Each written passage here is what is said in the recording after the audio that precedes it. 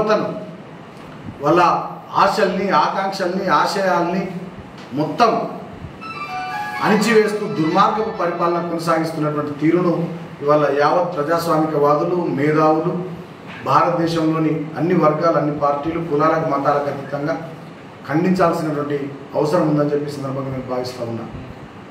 కేంద్ర ప్రభుత్వ శాఖల్లో ఖాళీగా ఉన్నటువంటి 16 లక్షల ఉద్యోగాల్ని భర్తీ చేయకుండా, సంవత్సరానికి ఇస్తామన్నటువంటి 2 కోట్ల ఉద్యోగాలు ఇవ్వకుండా, ఈ అగ్నిపథ్ అనేటటువంటి ఒక స్కీమును తెచ్చి కాంట్రాక్ట్ వ్యవస్థను ఆర్మీలో తీసుకొచ్చి దేశ భద్రతను ఇవాళ పనంగా పెట్టేటటువంటి ఒక మూర్ఖపు ఆలోచన చేసినటువంటి ఈ నరేంద్ర మోడీ ప్రభుత్వాన్ని ముక్త కంఠంతో మనమంతా గద్దె దించాల్సినటువంటి సమయం, సందర్భం వచ్చిందని చెప్పి దేశ ప్రజానీకానికి, రాష్ట్ర ప్రజానీకానికి నేను విజ్ఞప్తి చేస్తూ ఉన్నా.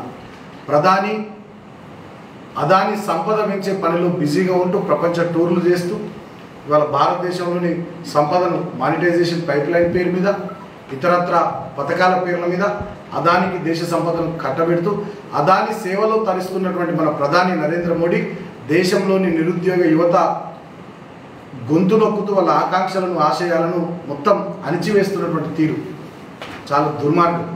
ఇవాళ రైల్వే పోలీసులు కేంద్ర ప్రభుత్వ ఆధీనంలో ఉంటారు, రైల్వే స్టేషన్లు, రైల్వే శాఖ కేంద్ర ప్రభుత్వ ఆధీనంలో ఉంటుంది. ఇవాళ ఎట్లా అక్కడ ఫైరింగ్ జరుపుతారు, ఎట్లా అక్కడ మా పిల్లల మీద, నిరుద్యోగ యువత మీద లాఠీ చార్జీలు చేస్తారో వాళ్ళ సమాధానం చెప్పాల్సినటువంటి బాధ్యత వాళ్ళ మీద ఉంది. ఉల్టా వాళ్ళే లాఠీ చార్జీలు చేస్తారు, వాళ్ళే పిల్లల్ని చంపుతారు. మళ్ళీ భారతీయ జనతా పార్టీ రాష్ట్ర అధ్యక్షుడు సిగ్గు లేకుండా బండి సంజయ్ అనే దుర్మార్గుడు, కేంద్ర మంత్రి కిషన్ రెడ్డి, వీళ్ళంతా కూడా ఇదేదో రాష్ట్ర ప్రభుత్వ వైఫల్యం టీఆర్ఎస్ పార్టీ చేసిందని చెప్పి మాట్లాడుతున్నటువంటి తీరు చాలా జుగుప్సాకరంగా ఉంది. ఇప్పటికైనా ఈ అగ్నిపథ్ స్కీమ్ని సమీక్ష చేయాలి, పునఃసమీక్షించాలి. తక్షణమే దాన్ని బంద్ చేసి గతంలో ఆర్మీ రిక్రూట్మెంట్ ప్రాసెస్ ఏదైతే ఉండేనో దాని ప్రకారమే ముందుకు పోవాలి తప్ప ఇటువంటి స్కీముల ద్వారా దేశంలోని గ్రామీణ ప్రాంత నిరుద్యోగ యువతను ముఖ్యంగా ఇబ్బంది పెట్టేటటువంటి పరిస్థితి, దేశ భద్రతను పనంగా పెట్టేటటువంటి ఆలోచనల్ని కేంద్ర ప్రభుత్వం విరమించుకోవాలని స్పష్టంగా టీఆర్ఎస్ పార్టీ పక్షాన మేము డిమాండ్ చేస్తూ ఉన్నాం. ఇప్పటికే దేశాన్ని అధోగతి పాలన చేస్తూ దేశం యొక్క జీడిపి దెబ్బతిన్నది, నిరుద్యోగిత రేటు పెరిగింది.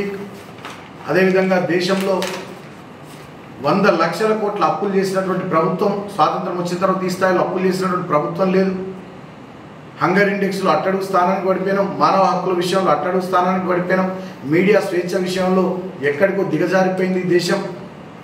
ఇవాళ ఈ దేశంలో సామాన్య ప్రజానికం బతికే పరిస్థితి లేదు. బుల్డోజర్లు. హాయ్ ఫ్రెండ్స్, మా టుడే టుమారో యూట్యూబ్ ఛానల్ చూస్తున్నందుకు చాలా థ్యాంక్స్. మరిన్ని లేటెస్ట్ వీడియోస్ కోసం వెంటనే సబ్స్క్రైబ్ చేయండి. అలాగే ఈ బెల్ ని కూడా రింగ్ చేసేయండి. మా నోటిఫికేషన్స్ అన్ని మీ మొబైల్లో వస్తాయి. అలాగే మా వీడియోస్ మీకు నచ్చితే లైక్ చేయండి, షేర్ చేయండి, నచ్చకపోతే కామెంట్ చేయండి.